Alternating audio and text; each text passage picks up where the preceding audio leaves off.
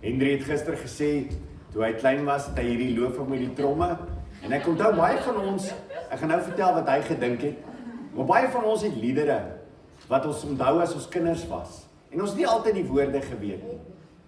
Ok, Jesus min my sale grot. Wie het geweet en wat se grot is dit? Ok, so daar was sulke liedere wat ons gesing het. Henry het gesê, Asamit. Hy het die idee gehad wat Asamit. Goed, maar wonderlik dat selfs al verstaan ek nie die volheid nie, is dit besig om my te voed. Alright, en dis die wonderlike, so leer ons. En dan dink ons terug en ons besef hoe die Here besig was in ons lewe deur sy Heilige Gees. Kom ons maak ons Bybels oop. 1 Timoteus 6. 1 Timoteus 6.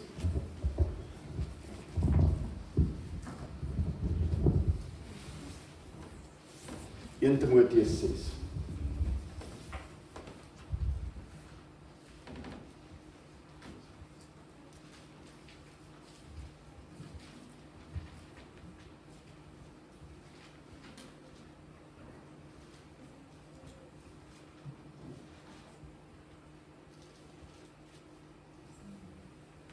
In Timoteus 6, ons gaan lees daar van vers 2 af, die laaste gedeelte, wil ons net saam lees, met vers 3 tot vers 5.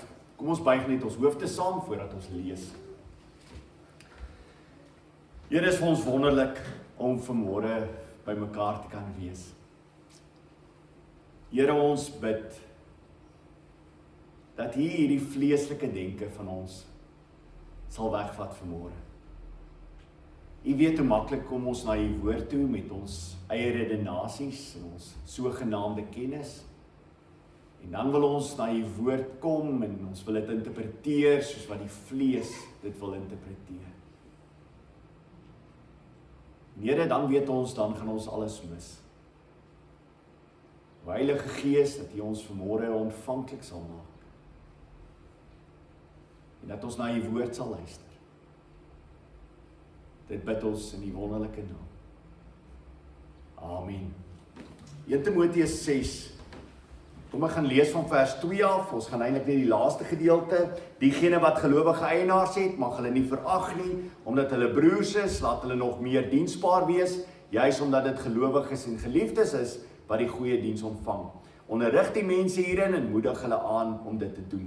En dan vers 3 wat ons vanmôre hanteer is: as iemand 'n ander leer verkondig en hom nie hou by die gesonde woorde van ons Here Jesus Christus en by die leer wat met die ware Godvreesendheid ooreenstem nie, is hy verwaand en sonder begrip, en het hy eerder 'n sieklike aptyd vir meningsverskille en stryery oor woorde. Dit lei tot afguns, rusie, lastering, bose suspisie, aanhoudende redekawel onder mense wie se denke ontaard het en wat van die waarheid beroof is en dink dat Godvreesendheid winsgewend is. En dan volgende week gaan ons praat oor die winsgewendheid in die kerk en waarna mense jaag ook in hulle bedorwenheid, net tot so ver.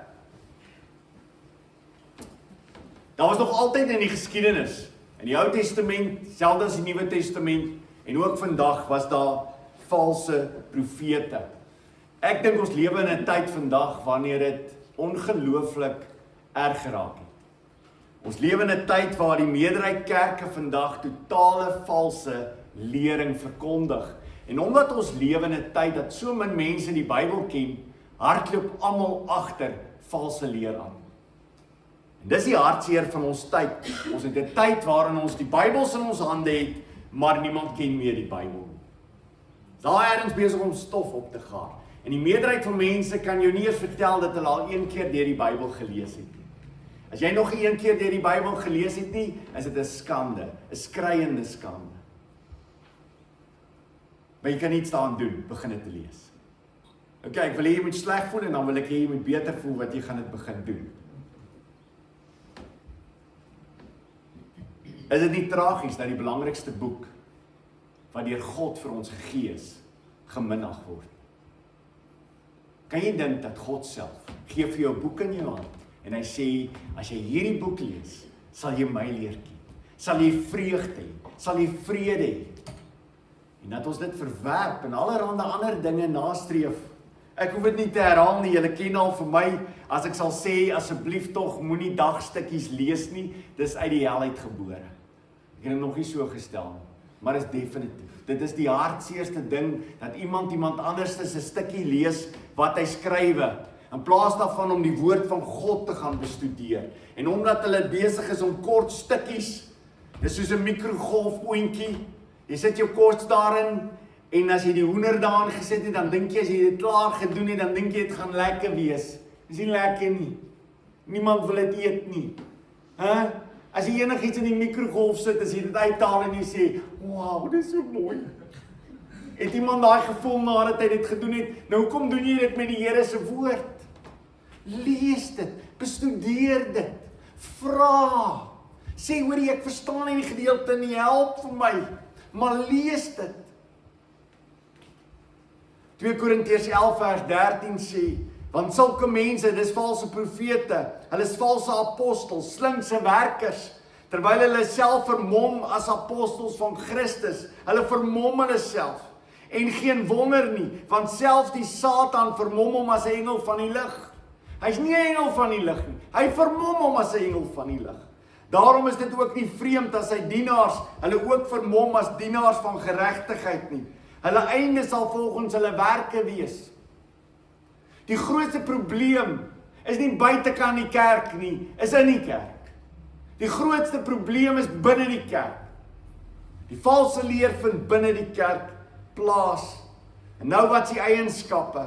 Hulle is vol van hulle self, hulle is vol van sonde, hulle is vol van hulle self.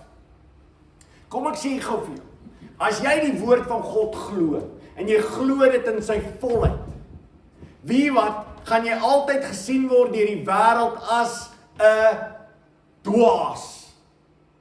Jy's 'n dwaas. As jy begin om te sê, wie wat, ek glo wat die Bybel vir my sê, is jy 'n dwaas. Jy's 'n dwaas in die tyd wat ons lewe. Maar is nie net in ons tyd nie, dis deur die tyd van die geskiedenis. Mense is gesien as dwaase. Romeine 1 vers 22. Alhoewel hulle beweer dat hulle wys is, het hulle dwaas geraak. Dis nou die wêreld. Die wêreld sê hulle is wys, maar omdat hulle nie doen wat God se woord sê nie, is hulle dwaas. 1 Korintiërs 2. In 1 Korintiërs het jy 'n gemeente wat almal gedink het hulle slimmer as die ander. Dit is die probleem met Korintiërs. Hulle was vol van hulle self gewees. En ek wil hê jy moet so 'n paar verse saam met my deur 1 Korintiërs lees. 1 Korintiërs 2. Kom ons kyk gou saam daarna. 1 Korintiërs 2 vers 12.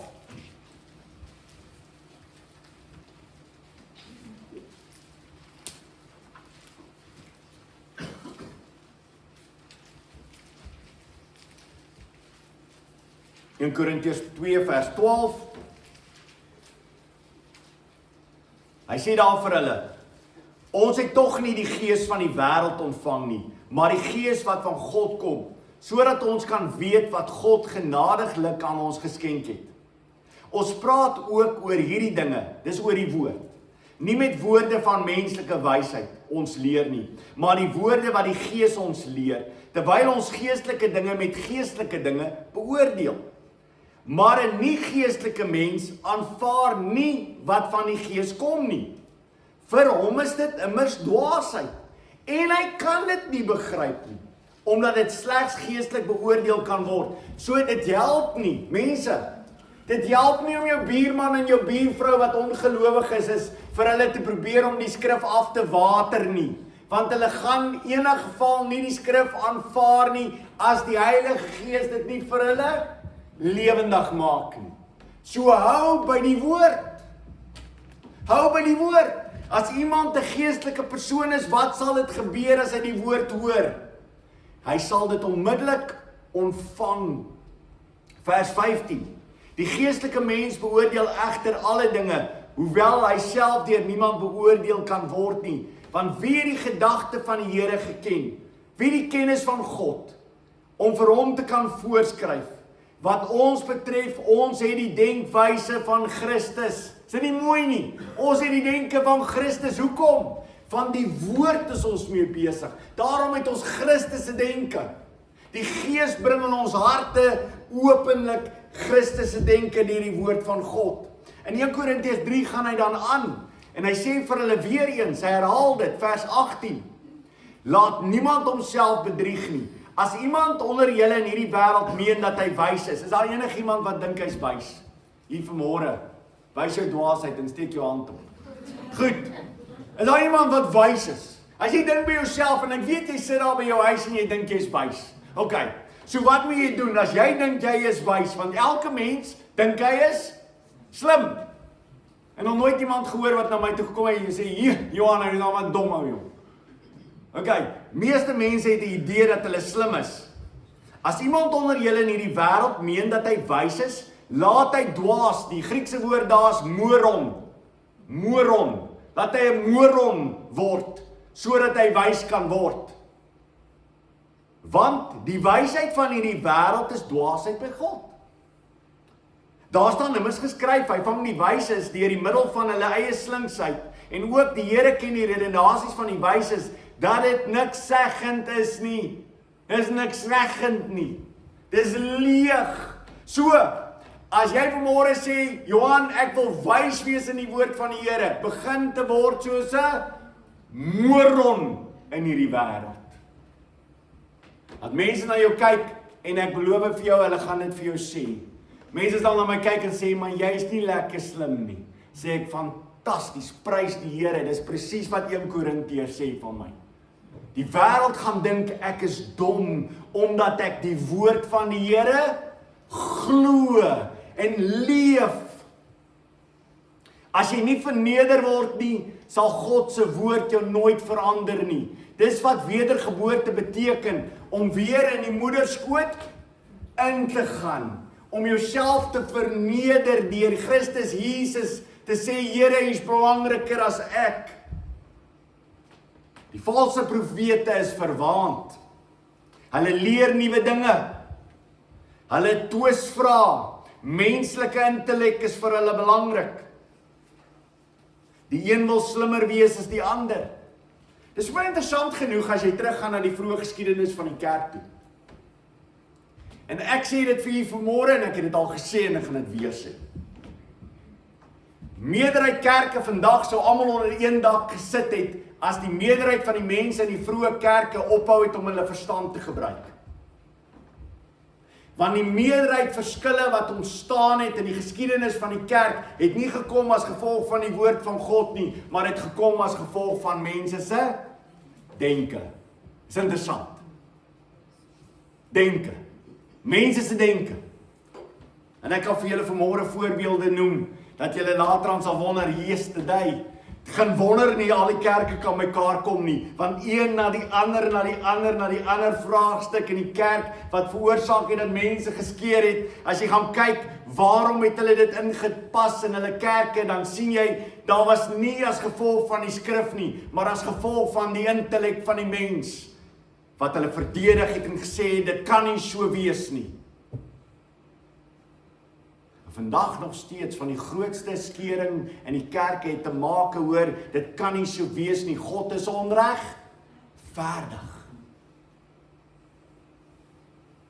Leer ander doktrines. Hulle gaan deur die woord van God. Ek wil vir jou begin en ek wil vir jou vertel hoe ongelooflik die woord van die Here is. En dan wil ek jou gaan oor die leerstellings van Christus. Want die leerstellings van Christus beteken die hele woord van God het te maak oor Christus Jesus. As die manne op die pad as hulle saam met mekaar stap, Christus het gesterwe, is hulle moedeloos. En dan het die ongelooflike, die Emmausgangers, die ongelooflike, dat hulle dan later aan sê, het ons hart nie brandend geword nie. Wat het hy gedoen? Hy het die woord vir ons opgebreek en hy het gewys vanuit die Ou Testament uit, dat alles het te maak op hom. Het gaan oor hom. Luister nou wat sê Timoteus vir my. 2 Timoteus 3, vers 16 en 17. Elke skrifdeel is deur God geïnspireer. En ek moet vir jou sê, as jy pen daai het, krap geïnspireer dood, ek sal vir jou sê wat die Grieks beteken. Die Grieks het twee woorde wat hy daar gebruik, theopneustos. Dit het te maak met theo is God, en neustos het te maak met blaas. Het te maak oor God het geblaas. Die hele Bybel is deur God geblaas. Kan jy verstaan wat die ongelooflike hoë standaard is, hoe ons na die Bybel kyk as kinders van die Here? Ons kyk na die Bybel en ons sê vir mekaar, elke woord van God.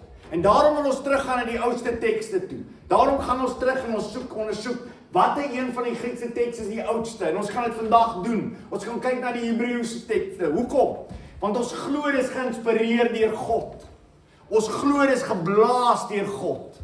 So elke skrifteer is deur God geblaas. Wat het God geblaas? Kan julle onthou goed wat God blaas? Wanneer blaas hy? Toe hy vir Adam geskep het, toe het hy lewe in hom geblaas.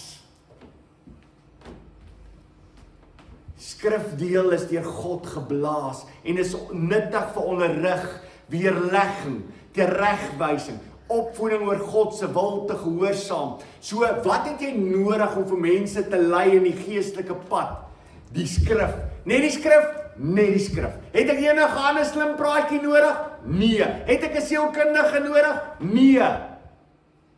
En as jy sielkundige is, beter jy hou by die woord van die Here. Want dis die persoon se probleem. Sy probleem is die binnekant in sy hart. Dis waar sy probleem is. En die antwoord word gegee op elke geestelike vraag. Daar is nie 'n geestelike vraag vanmôre wat iemand vir my kan vra, wat ek jou nie van die skrif af kan beantwoord. Geen. Want alles wat ons nodig het, is in die woord van die Here, tot weerlegging, tot teregwysing, tot opvoeding om God se wil te gehoorsaam. Vers 17, sodat die mens wat aan God behoort, volkwaam kan wees, ten volle toegerus vir elke goeie werk. Alraai, so, wat is die standaard wat ons kyk na die Bybel as kinders van die Here? Wat sien ons as ons die Bybel sien? As iemand na die Bybel toe kom as 'n kind van die Here, wat is die eerste wat ons sien? Ons sê vir mekaar, van Genesis tot Openbaring is deur God geblaas. En as jy dit nie so sien nie, is jy besig om nie erns te maak met God se woord. Dis die standaard.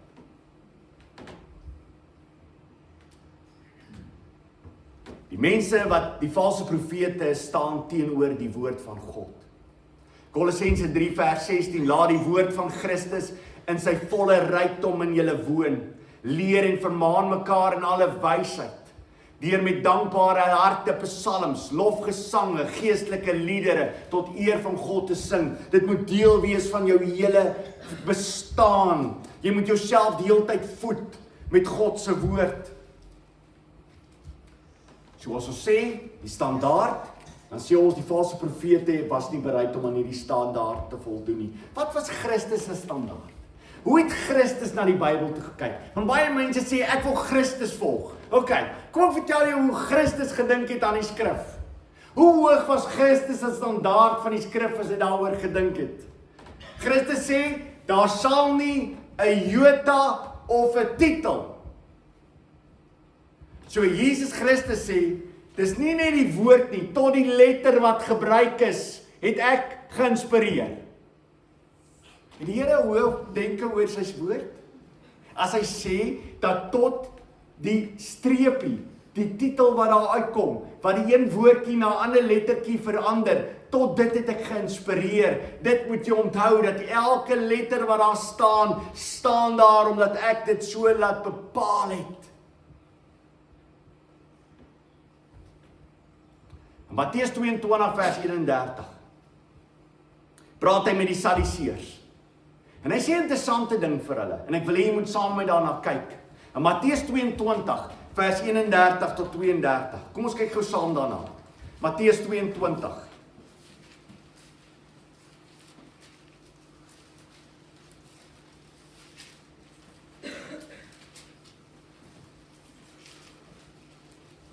Matteus 22 vers 31.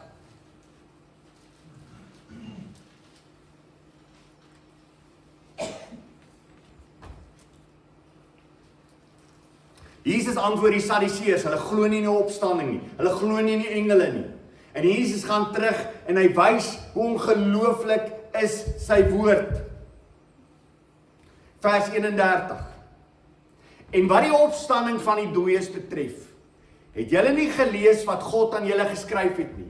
Hierdie is my, mense, dit is mind-boggling, ek wil hê jy moet nou mooi luister. Kyk na die teks en kyk wat die teks vir jou sê. Die teks sê die volgende. Jesus praat met die Sadduseërs wat gelewe het in sy tyd. Okay? Hy is besig om met die Sadduseërs te bly praat. Luister wat sê hy vir hulle. Hy sê vir hulle, en wat die opstanding van die dooies betref, het julle nie gelees? Het julle nie gelees? Okay, so hy sê vir die Sadduseërs, het julle nie gelees wat God aan hulle geskryf het? Nie aan julle geskryf het. Sien jy wat gebeur met die woord van God? Die oomblik as jy lees, word daar vir jou gesê, het jy nie gelees wat God vir jou gesê het? Is dit vir jou amazing? Julle is amazing mense. Dis incredible. Ek weet nie, as ek mis julle dit, ek wil nie, jy moet dit mis nie. Vers 31, dit is so mooi. En wat die opstanding van die dooies betref, het julle nie gelees wat God, nie wat mense geskryf het nie, wat God aan julle gesê het nie. Ek is die God van Abraham en die God van Isak en die God van Jakob. Wat is die woord wat daar moet gebruik word? Wat is die woord wat daar belangrik is? Is belangrik. Is bepaal jou hele teologie. Is bepaal jou teologie. Die hede, tydsvorm, bepaal jou teologie. Die God van Jakob, hy is nie 'n God van dooies nie, maar van lewendes.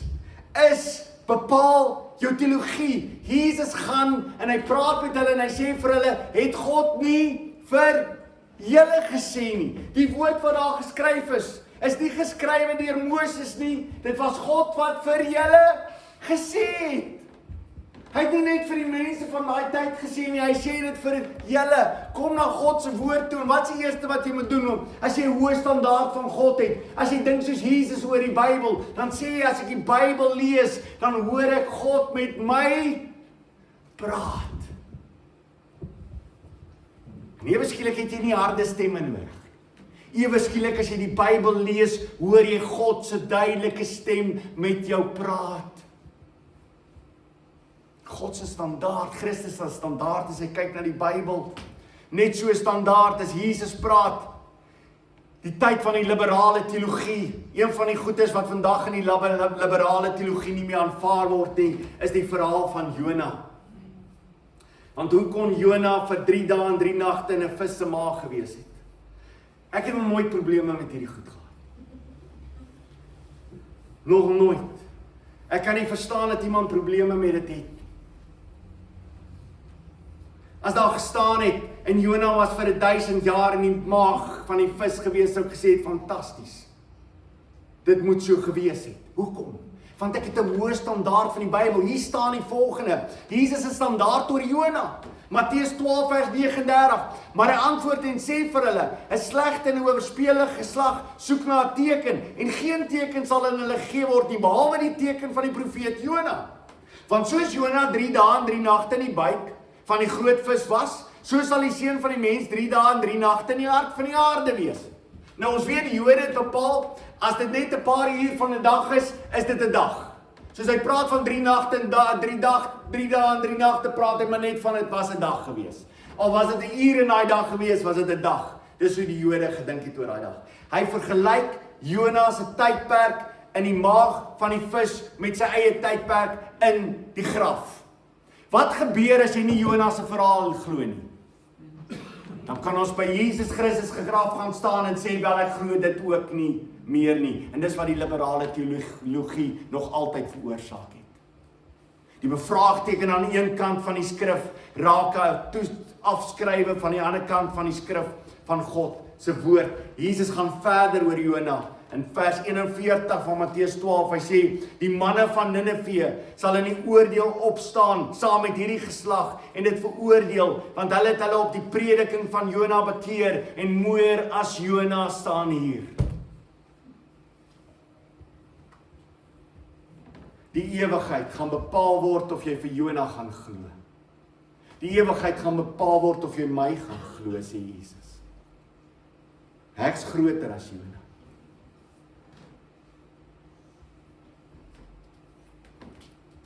Het jy dieselfde denke as Jesus Christus oor die woord van God? Ons kan baie ander voorbeelde noem. Jy moet die woord ken. Jy moet dit bestudeer. Jy moet 'n hoë agting hê van God se woord.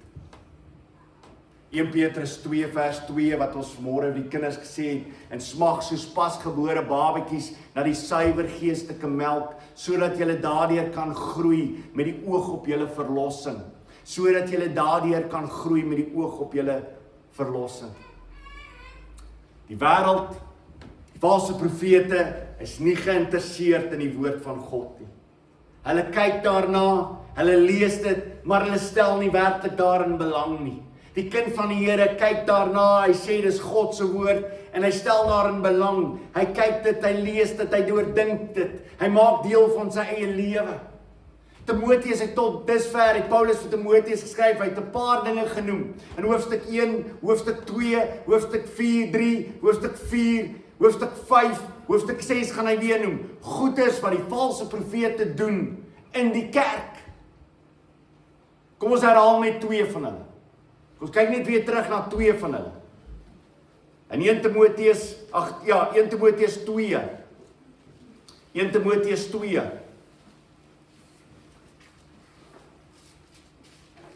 In Timoteus 2 vers 11 en 12, bekende gedeelte, wat vandag deur valse profete en mense vandag afgewater word. Baie mense wat hierdie afwater, is nie werklik waar valse profete nie, maar as mense wat nie erns maak met die woord nie. En hierdie is 'n slippery slope. OK, dis soos 'n glyplank wat jy met grease gesmeer het. Jy gaan nooit bo kom nie. Die oomblik as jy op die glyplank kom wat grease op jou het, gaan jy jou gesig in die grond neersit. Herhaaldelik. Jy gaan nie verder vorder in jou geestelike lewe nie. Waarom? Want jy het eers in jou lewe gesê, ek gaan nie aanvaar wat God sê oor homself nie. 1 Timoteus 11 en 12. 'n Vrou moet haar stilweg laat onderrig in volle gehoorsaamheid. Ek laat nie toe dat 'n vrou onderrig gee of oor 'n man gesag uitoefen nie. Sy moet haar stil gedra. En as jy die meerderheid mense vandag na hierdie teks toe vat, wat sê hulle vir jou? Dit was oudtyds gewees. Dit was toe, vandag is dit tog nie meer dieselfde nie. Kyk na die volgende een, in hoofstuk 4.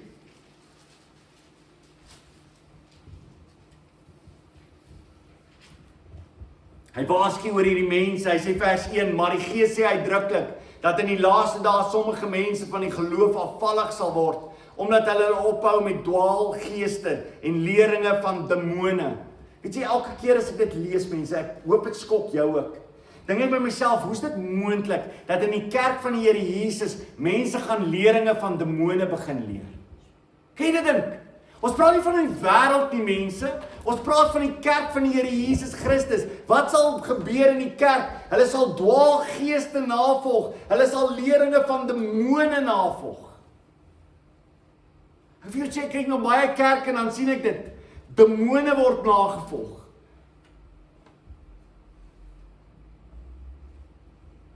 Hulle word beïnvloed deur die skynheiligheid van leenaars, wie se gewete toegeskroei is.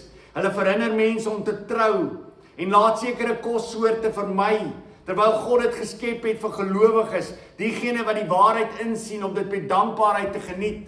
En ons weet vandag hoeveel kerke net in daai vers nie meer daarby hou nie. Hulle sê sekere goed mag jy nie meer eet nie. Hulle wil nie sekere mense laat trou nie. God sê dis hoe dit gaan wees. En mense vandag doen dit. Hulle lees die Bybel, sê hulle en hulle sien nie, maar dis presies wat ons doen nie.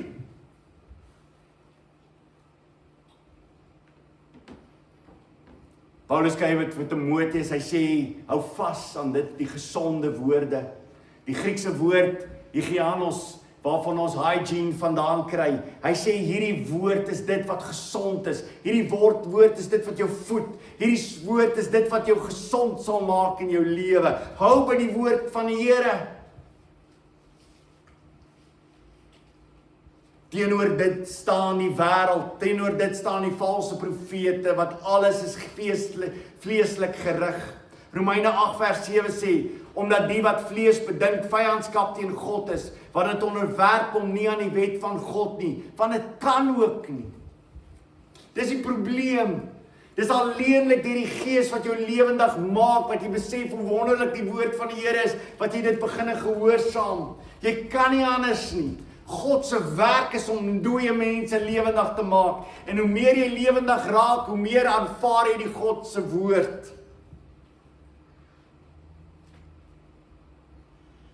In Judas 4 skryf hy, want sekere mense oor wie die oordeel reeds lang tevore opgeteken is, het julle geleerdere binne gesypel, goddelose mense, wat God se genade en losbandigheid laat ontaard. En ons enigste vors en Here Jesus Christus ontken. Wat gaan gebeur in die kerk? In die kerk van die Here Jesus skryf Judas, dis God se woord. Hy sê wat gaan gebeur? Mense gaan die genade van die Here verander in goddelose losbandigheid. Mense gaan sê, man, die Here se genade is oor jou. Jy kan lewe soos jy wil. So bly dit gebeur nie in ons dag. Dis die tekens van ons tye waarin ons lewe, dat mense die genade van God verander het in 'n lewe van losbandigheid. Hulle dink dat God saligheid winsgewend is. 'n Persoon wat preek, wat gaan oor winsgewendheid, is iemand wat altyd sal spreek dit wat die mens graag wil hoor. Iemand wat agter winsgewendheid, dis kom Paulus skrywe vir die ouderlinge, hy sê, hulle moenie geldgierig wees nie, want iemand wat agter geld aan is, gaan presies sê wat mense graag wil hoor. Wie wat Micha skrywe oor die mense van sy tyd? Micha. Hy skrywe oor die mense van sy tyd, die valse profete. Hy sê, watse mense sal hulle graag luister? Luister na hulle. Micha 2 vers 11.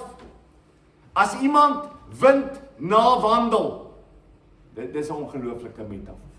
As iemand wind na wandel, kan jy dit dink? Daar is niks nie en hy gaan agter niks aan.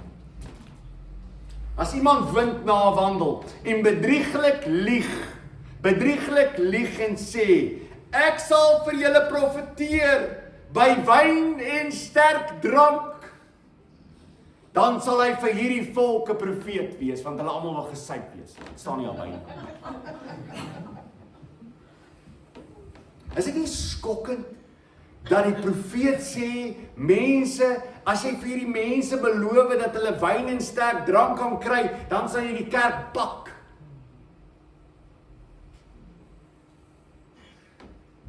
Judas 1 vers 11, wie hulle?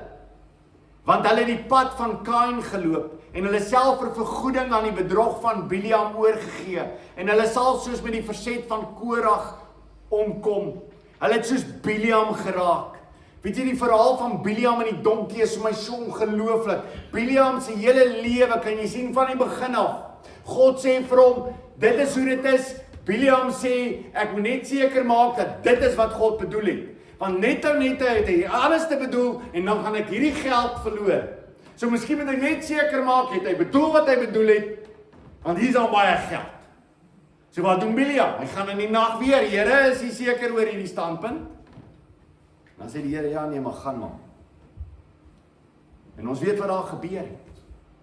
Maar dis Biliam se probleem. Biliam se hele lewe het gaan oor die tydelike, die vergoeding van hier en nou. Maar ongelooflik oor die verlore seun. Die verlore seun jaag die wêreld na. En dan verloor hy alles wat hy het.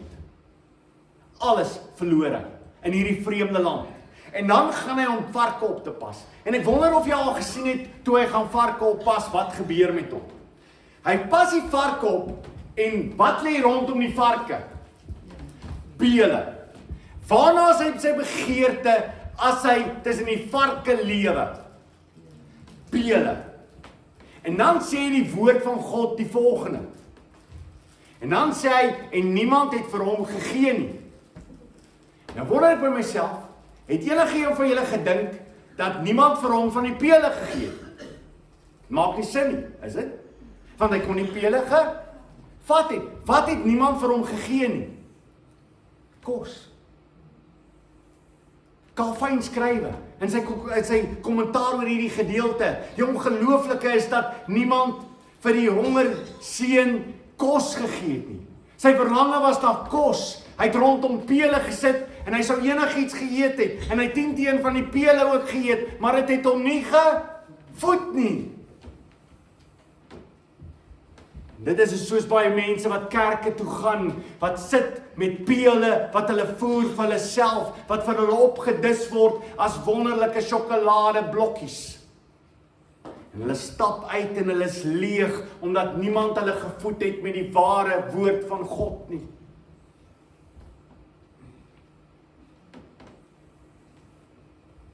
Mense eet soos varke by die kerk, want hulle lewe in hulle sonde. Hulle ploeter voor in hulle sonde, en omdat hulle soos varke wil lewe, word hulle begeerte om soos varke gevoed te word. Mense, as jy lewe in sonde, gaan jy die varkkos van die wêreld, gaan dit wees wat jy soek. Totdat jy op 'n dag in jou lewe kom en sê, ek verlang huis toe. Ek verlang om gevoed te word van die lewende brood, wat uit die mond van God uitgaan.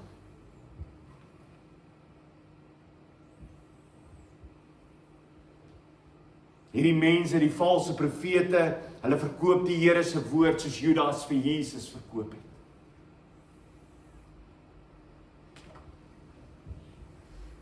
Jesus roep ons op. Hy sê, julle moet alles verlaat. Julle moet alles verlaat en my volg. Hy sê vir sy volgelinge, neem jou kruis op en volg my.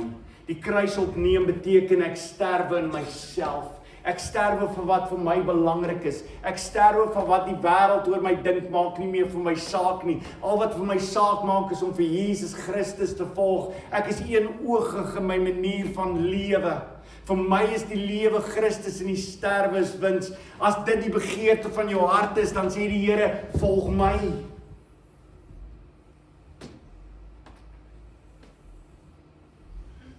Markus 8 vers 35 en 36. Want elkeen wat sy lewe wil red, sal dit verloor. Maar elkeen wat sy lewe om my ontwil en om die evangelie ontwil verloor, hy sal dit red. Want elkeen wat sy lewe wil red, sal dit verloor. As jy jou lewe wil red in hierdie wêreld, as jy wil hê dat mense na jou moet kyk en vir jou beskou as iemand wat wonderlik is, iemand wat slim is, wil ek vir jou sê, jy gaan die woord van God verloor. Jy moet kom by 'n punt waar jy sê, dit maak nie meer vir my saak wat mense dink oor wat ek glo nie. Ek staan voor die woord van God en die Bybel sê vir my, dis God se woord. Het julle nie gelees wat God vir julle gesê het? Dan sê die volgende vers van Markus 8 vers 36, want wat sal die mens baat as hy die hele wêreld win en aan sy siel skade ly? Die hartseerste woord. Want wat sal dit die mens baat as hy die hele wêreld win en aan sy siel skade ly? Wat help dit wat die wêreld oor jou sê? Wat help dit as mense jou lof besing? Wat help dit as mense saam met jou stap en sê, is jy nie 'n werklik ware diepsinnige persoon?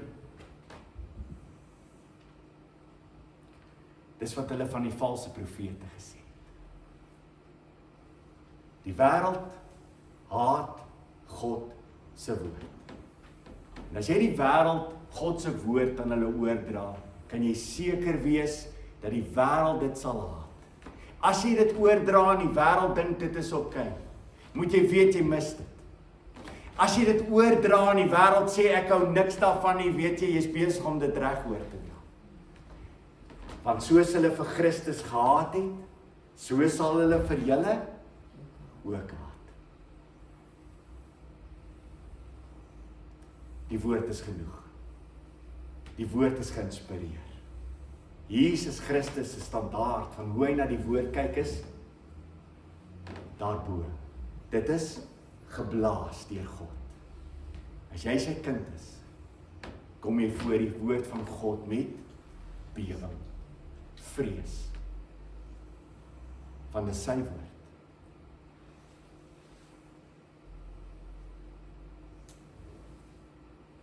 Amen.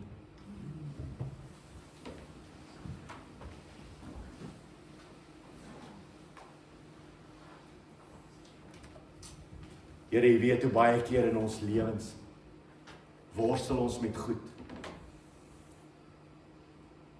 En net om by die woord te kom staan en te sê, Here, ek verstaan nie ten volle nie. Here, my brein is te klein vir die grootheid van U. En daarom is die hartsbegeerte, Here, spreek U en ek sal luister. Spreek U, ek is die diensknegt, ek is die slaaf en U is my meester. U is die koning van alle konings, U weet beter as ek. En ja, Here, hoe ongelooflik as ons beginne elke woord lees en sê vir mekaar, het God nie gesê. Dis nie Paulus nie, het God nie gesê. Dis nie Judas nie, dis het God nie gesê. Dis nie Micha nie, dis het God nie gesê. Dis nie Moses nie, het God nie gesê.